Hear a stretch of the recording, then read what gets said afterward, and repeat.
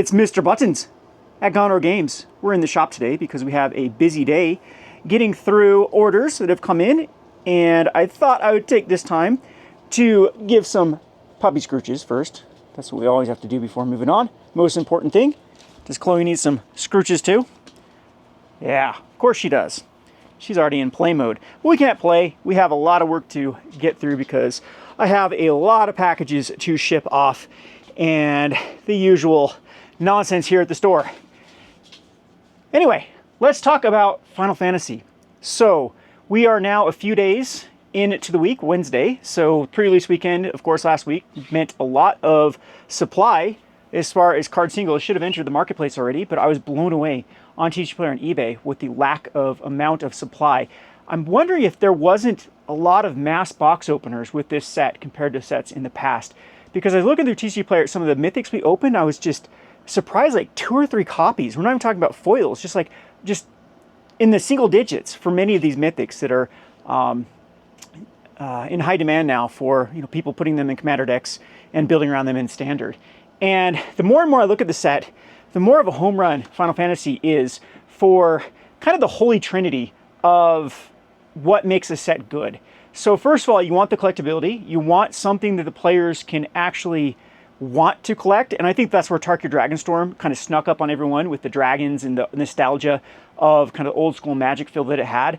That Tarkir Dragonstorm was actually a set that pre-sold pretty abysmal in its early weeks of the pre-selling. And then when cards were spoiled and people realized that it wasn't going to be another whimsical set, that is actually going to be like a Magic set, and then it sold through the roof. But it did have that aspect of going in that had dragons that can collect. Bloomburrow has that sort of feel. The sets that didn't, like if I compare it to a set that is just missing this, it'd be Duskmourn. Duskmourn just has all the high-powered cards and has the other two in the Holy Trinity that makes a set like perfect, but it doesn't have that sort of connection with the players or the collectors of people really wanting to collect the set. And then we have the next kind of pillar, which is going to be playability and constructed. So Final Fantasy does look like it's going to affect Modern, Standard, and Pioneer. There are cards like Cloud, and there is the new Amulet Titan card that are absolutely going to see play. The power level is at first when I looked at the set, I'm like, I don't really see where this set is going to compare to some of the sets they put out like Tarkir. And then the more and more I look at this, the more and more I play with this set, I realize, wow, I was absolutely wrong about the power level. This is like a modern power level set. There will be a lot of cards that do impact multiple formats, and of course when there is a hot standard like there is now, like that alone a lot of times can move a lot of standard or just the new set going out, because that is still the flagship format for Magic the Gathering is standard. It gets a lot of new people in, it gets a lot of people actually playing and buying stuff, and so Final Fantasy has that going for it.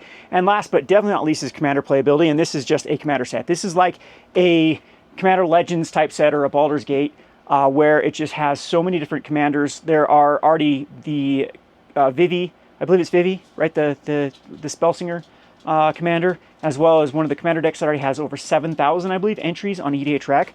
So commander is, people are building it, they're brewing with cards out of this deck, and there's going to be a lot of movement in the market for cards that are going to go in those. So if you are a fan of that sort of like kind of specking or looking into cards that have potential going up, I highly encourage you to go over to my Rogue Market channel. We're going to be actually producing a lot of videos over on that channel coming up. So I know I sound like a broken record. I've said this a million times. I sound like a broken record saying that I sound like a broken record. But we do have Talmadge on board, which is helping with the editing, and we should be able to push through videos like crazy. So be looking for a lot more videos on the Rogue Deck Builder channel, the Rogue Market channel, and we're going to stay with consistent uploads here on the Rogue Deck Builder channel, or the Gonor Games. So on this channel, you're probably just going to get mainly just me ranting and talking about videos. We'll try to mix it up between outdoor stuff and in the shop, but I'll always be talking a little bit aspect of the kind of the market and running a game store and whatnot. So again, today I'm going to focus more on Final Fantasy and where I see it going forward. As I said, I was blown away by the card prices of Final Fantasy because I thought that we'd start to see just the sheer volume of people chasing chocobos that would have what happened to Lord of the Rings. So Lord of the Rings did have this first initial wave of people paying absurd prices for cards that they wanted to collect and play with, and then we saw a massive dump in like the only 2 cards out of Lord of the Rings that were able to hold price. There was 3 cards. There were Nazguls, there was Orcish Bowmasters, and there was the One Ring. And everything else in that set just plummeted and plummeted and plummeted. And there were a lot of like lands from Lord of the Rings that were really, really heavily sought after for commander decks. The commander decks themselves were insanely like juicy, and people wanting the cards out of them. But just the sheer amount of the volume of people chasing the One Ring led to a collapse in most of the cards from Lord of the Rings, to where there were only a few cards that were over, I believe, over the $15 mark. I believe it was just like the Nazguls at first, and they're below now, and Orcish Bowmasters and the One Ring. So it'll be interesting going forward to see where Final Fantasy goes. I am kicking myself because I've never really... in the past, we did do kind of box openings and selling things on the TCG Player. I haven't done that in a long time because there is a lot of labor involved, and there's just people that are better at doing that than me. And that's kind of the name of the game. If you want to get into like selling singles, you have to be incredibly efficient. Time is money. And for me, I've kind of chosen my lane of how I want to have my business venture. You know, kind of go in the local game store with the brick and mortar and the Patreon to be able to build up our numbers. I think that that is a better bang for my buck for my time. But this is one of the sets that I wish I would have chosen that path of being a single seller, because the EV right now, if you go on the stuff that is actually selling on the TCG Player, it is crazy EV right now for Final Fantasy, even at absurd prices. Even if you're paying like $160 or $180 a play booster box for Final Fantasy, you'd still be making out EV. And what's Zach doing? He just creeps in and creeps out and doesn't even say hello. He's gonna say hello. Guys, I need a box. I gotta ship deck boxes. Then get a box. He's got to ship one of his deck boxes. Get a box in our massive mess of stuff. That's a massive box. Anyway, deck boxes. So this is another thing that I know that people are actually playing and collecting this set like crazy. I never have orders for playmats a lot of times, and card sleeves and all that jazz that... Send help. What in the world are you doing? Buttons! Buttons! Sorry, enforce! Attack! It didn't rip and it went. Oh boy. Anyway, so I've had just a tons of amount of people seeing if I can get like the Ultimate Guard and the Ultra Pro, like the deck boxes, the alcoves that go with it. The Ultimate Guard has their own line of like binders and everything, and it's rare that I get. I have a few people that occasionally want them. I've just been overwhelmed with people that actually want all the accessories behind Final Fantasy. So this is the real deal of the real deal. If there ever was a question about Universes Beyond, and especially how this is melded so perfectly with a Magic the Gathering set, I know this is going to offend some people, and I'm one of them. Like, I wish we could separate the IPs. Like, Magic should be trying to have a strong IP, but again, I've just kind of come to terms with it that Wizards of the Coast is incapable of doing that. I mean, it's been abysmal since the Justice League. Like, I've never liked Magic the Gathering as far as the storyline is concerned for, you know, decades now. And so I can see why everyone is like, okay, now we have something that we have a lot of nostalgia with Final Fantasy, and it pairs it with our favorite game ever. And yeah, it's just the kind of the perfect collision of the two to create this massively popular set. And as I stated, it's got that Holy Trinity effect too, of the cards being played in Commander and Standard, as well as just the nostalgia collectability factor. So yeah, it's going to be very, very interesting going forward. I have no clue where this market's going to go. We did see this with Lord of the Rings, where it just gobbled up all the money and we saw an absolute crash in Magic the Gathering. And that time period was a weird time period, because if you actually were to talk to game stores and you were to talk to the average person, you would think that Magic was struggling, because you saw New Capenna through Commander Masters, like nothing was going above distributor price, let alone market price. Nothing was going above, or MSRP, nothing was going above distributor price. Because Lord of the Rings was just gobbling up every bit of money. But Wizards of the Coast made record sales they had record revenue during Lord of the Rings. And I think they're going to surpass this. What ended up happening, though, is they had to kind of switch gears, and they started limiting a lot of things like bundles and pre-release kits and collectors from that time period, because that was still the time period of they were just going to print, and dump everything else on Amazon that didn't sell. And that came and bit them in the butt. And it led to like a crash, where Wizards of the Coast was making a lot of money, but distributors and stores were actually struggling during the Lord of the Rings era. So Wizards of the Coast is going to have to navigate that now. They're going to have to navigate with Final Fantasy of how they are going to continue to release Final Fantasy and let it gobble up all the money, because these sets like Duskmourn through, or what was before, Tarkir through, what's still standard, through Wilds of Eldraine, are going to struggle now with basically just being inferior products compared to Final Fantasy. And if Wizards continues their reprint policy of, like, we just got a last call for All Will Be One, so for Exile All Will Be One, this sucker here is getting its last call, which actually is just packed full of value itself. So March the Machine and Domineer are already gone. They already got their last call, so there won't be any more reprints of those two sets. But for XLB1, at least we'll get another reprint for set boosters.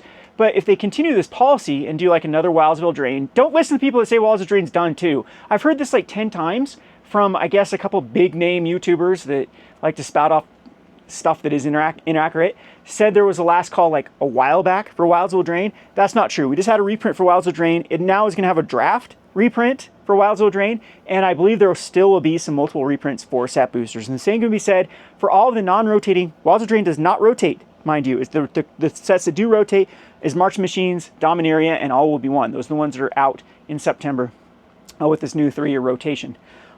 So we know that we're going to get another Foundations reprint, which is coming up, and I'm certain there will be probably a lot of commander decks from the Lost Caverns Wilds era that will probably get more multiple waves. So Wizards of the Coast needs to navigate this, is what my thought process was with this, where I'm going with this train of thought. Because if they do what Lord of the Rings did, where they continued every time one of the sets through New Commander through Commander Masters went up, they're like, okay, let's trickle some back in.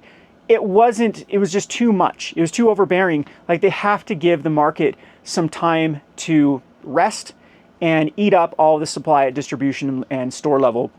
Otherwise, we're going to see just the race to the bottom again of then stores that need to actually buy more Final Fantasy, kind of cannibalizing all their products, blowing it out so they can actually get the sets that are selling. And then that will cause like a domino effect, a chain reaction of everything being devalued because more things will be Final Fantasy will purchase, will dumb down the value of Final Fantasy. And yeah, it ends up being just too much glut for the market to actually absorb. So Wizards of the Coast has two options, in my opinion, to kind of navigate this.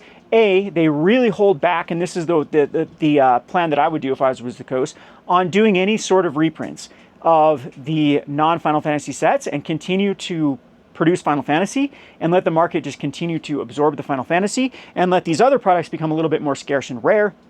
That way they, if people have to go to the secondary market to get stuff rather than distribution, that's better than continue to reprint things in the distribution line and then I have to go to the Amazon route to blow things out, because then they get too much glut at the warehouse.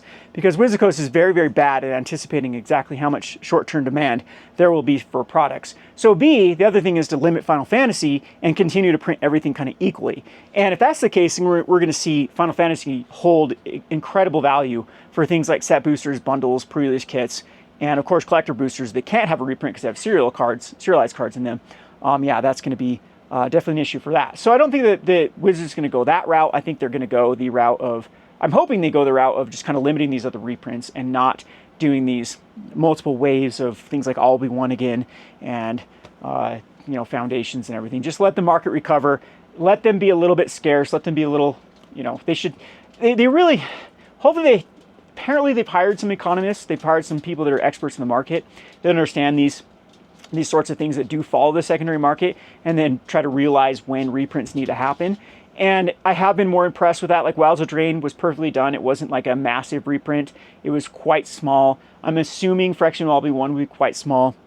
And instead of just going ham like they did during the Lord of the Rings printing era, they'll let the market actually do what the market should do with having, I think a goal for Wizards of the Coast would be on the secondary market to at least have them in the middle of distributor price and what they want for MSRP. So if they want play boosters to sell for, I believe, what is it now, like 170 about is what they want play boosters to sell for. That's their quote unquote MSRP. Correct me if I'm wrong. I thought it was in the 160s or 170s. Then they should probably target that, Aether Drift doesn't need a reprint, Foundations doesn't need a reprint until these eBay TCG player market prices go to about 135 and 140. So that is what I'm definitely hoping that Wizards of the Coast does, but you never know with this company because unfortunately this has been a lot of times the most tone deaf and just ridiculous company when it comes to managing anything outside of printing their game. So organized play through the market Wizards of the Coast has done just a horrible job in the past of really managing those. And they've just been incredibly lucky too. That's why I keep trying to state with Wizard of the Coast is they've been so lucky. This game is so phenomenal, and there's not a game that's been able to come replace it because, man, they have just done things incredibly wrong. And unfortunately too, then it leads to the fart sniffing, where it's like, no, we did everything perfect because look at our game. And like, I don't know, guys. I think that you did everything wrong and you got incredibly lucky that you had what you had, and it hasn't gone, some other competitor hasn't just come in and destroyed you with a better, business practice and a better game. So anyway, that's kind of what I have today. So like I said, I got a lot of stuff to go through here to get through and get out. Like, I've blown away with the amount of support and messages, and we have a great thing going on at our Patreon, our Discord. I'm going to be auctioning some of this Final Fantasy stuff. So I guess this, I'm not going to go too much into this because already people are complaining that I'm complaining too much about distributors. But like, I got one collector that I was able to purchase. This guy cost me a lot of money. That the distributor offered me one collector to buy, and I did move on it because these are still going for like $750 to $800. And I think I paid like what, $565? I'll have to remember what I paid for this collector booster. So distributors are doing distributor things. They're offering little trickle ins, and they want to make a buck too off of this. I don't know. I actually talked to Asmodee about this last night. So my rep from Asmodee is actually a really cool guy. It's kind of funny. So I spend like my orders with Asmodee for board games, because we're a small area. We have a board game club. We have a lot of people that buy board games. But I've always talked about this, that let's go out to the shop real quick. We'll take a little tour of the shop, and then we'll kind of close this down. And we got Talmadge's late. You're gonna get written up. What time did you show up yesterday? Look, buy deck box Hey. and get random tokens. Hey. What time? What time? And these guys are going crazy. So anyway, so this is what I always talk about with board games. Like, board games is probably, not quite 50% of my retail space, but at least like 35% of my retail space. And I always joke that I could fill everyone's house full of board games and still not be able to pay the overhead of this store, because it's just, one of these board games is less than a Final Fantasy collector, which takes up one little slot over here in our little slots, and we'll sell through those way quicker than we'll even sell like 3 board games. And so anyway, I don't know where I was going with that, but so I was talking to my Asmodee rep last night just about the market. He was asking what we saw with like Final Fantasy. I was actually asking him about I guess this is something to kind of talk about here, about universes. So universes, Teenage Mutant Ninja Turtles is actually selling really well. So it's actually like breaking all of their other previous sets, even Attack on Titan. So I'm wondering if Universes actually is going to have a revival, which, I don't know. I still think we're way too bloated with the amount of TCGs coming out, especially with Riftbound coming out. So before I go and give my stamp of approval, Universes is something that might actually be something we can carry, or other stores can carry, or players can, or people can actually buy boxes without having to worry about it crashing like My Hero Academia did. Anyway, where was I going with this? Talking to Asmodee and just about stuff, and I just kind of made me upset because I do like $600 orders with them like once a week just to fill up board games and Gamegenic and stuff, and they take care of me so well. Like phone calls twice a week, once or twice a week, emails. They make sure that all my pre-orders, and they're like, so just my one rep is so on top of things. You never get price gouged. They always offer deals and incentives. And it's like, I spend pennies compared to what I spend with these other distributors. And then some of these distributors is like, I can't get them to call me back. I can't get them to email me back. I can't ever get through their phone because it's always busy. And, they don't answer emails, don't respond back. And then when it comes time to like products, like when the market's hot, I can't get anything, and then I'll get a random thing like, hey, do you want this Final Fantasy booster box for $575? And then I just kind of feel like, well, yeah, I can make $150 on that, so I'll take it. But it's just like, geez, it's just backwards right now. You would think that,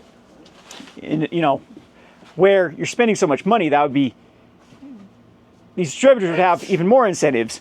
But anyway, I don't know why I was going with this little rant here, but yeah, we were talking back and forth that I think that a lot of these distributors that carry Magic have forgotten that they're distributors. Like, their whole point is to work on these agreed upon margins with manufacturers, because that's the whole incentive.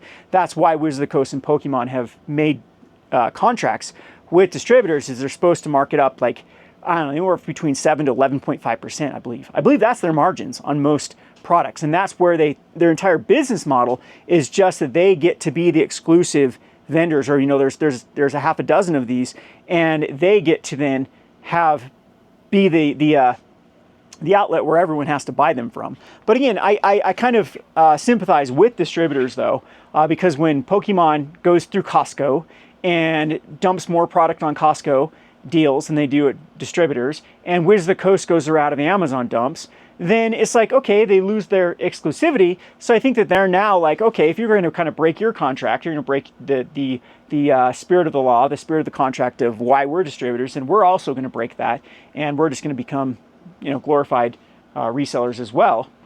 And when a product's hot, we're also going to up the price. So again, I'm kind of split on this, because if not, like if they did just, I'm sure some stores passed on this Final Fantasy, so it gave me the opportunity to actually buy it at a higher price. And if not, then I wouldn't get anything. So at least there's that. But at the same point, it is kind of getting obnoxious at this point that it's like, man, we do so much money, and then when a product is hot, then you can't even get enough to buy it, and then you have to pay a premium for it. So anyway, I'm not going to talk too much about this again, because I sound like a broken record with complaining about distributors. And like I said, I want to mend bridges with. I'm sure I've probably rubbed people the wrong way with that, but it's just on this channel I try to be as raw as possible of kind of the problems and the issues of, you know, running a local game store, and you know how crappy it can be sometime when you work your tail off, and then it's like you finally get something that looks like it's going to be a pretty good payday, and it's just like, man, you get so much crumbs compared to the other stuff. So yeah, anyway, speaking of which, I'll have to do some low supply alerts. Commander Masters is super low supply in Modern Horizons. I just got a message from a distributor, and I have another distributor that's getting really cool too. They have this email list that they will send like low quantities. I guess Modern Horizons is pretty low quantities for like Commander decks. Not sure the eligibility of like reprinting Modern Horizons, but you know, these are two products, Commander Masters and Modern Horizons, that I think are quite interesting right now. Just based upon the power level of both of these products. And yeah, I don't see a better time to actually get in on them unless you do think the Final Fantasy is going to crash the market. Man, it is just crazy. I don't know. I honestly don't know where this market's going to go. It's anyone that claims to be an expert and is going to tell you with certainty X, Y, or Z is going to happen. I doubt it. Be very skeptical of that, because this market is absolutely crazy and it's impossible to predict. I am leaning that it's going to be Lord of the Rings 2.0, where it's just going to, Wizard of the Coast is going to print into this Final Fantasy demand, and it's just going to even, I think maybe even things like Commander Masters and Modern Horizons that look like good deals right now will actually, crumble as well. And yeah, there'll be a better time to even get on them. So yeah, comments in the comment section below where you think this market's going. But if there wasn't a Final Fantasy drop right now, those are the two products. Like, I think there's a lot of good stuff still in the market. So I guess that's pretty more tailored for the Rogue Market channel. Maybe I'll do a video. Today I'll probably do a video of analyzing. I do a thing called a Trap or Treasure, where I go into like a product that's being offered right now from distributors to see if it's a good buy. And we'll kind of analyze the Phyrexian one, because that is something that kind of was news today about the reprint for All-V1. So anyway, what else would you guys like to see? My messy store. Products that I open up. I guess I could have shown what we got in today, but I think this is just accessories. Yeah, I think this is more Final Fantasy playmats in here. We just have it in a Pokemon box. So that's actually not going to be, those are definitely not going to be premium collections in here. There's going to be like accessories for Final Fantasy. So anyway, there's deck boxes. Zach is going to show his deck boxes that he cut a box down with, and Chloe's going to stay right in the middle of all the traffic like she always does. And we lost Bruce and Buttons. Anyway, appreciate everyone sticking around. And before I get too redundant and ranty here, we're going to close this video. And again, appreciate we're coming up on 4,000 subscribers. We'll do like a party at 5,000. So yeah, click that subscribe. Let's get us to 5,000, and maybe we can see a shirtless Talmadge. Thanks for watching. What the?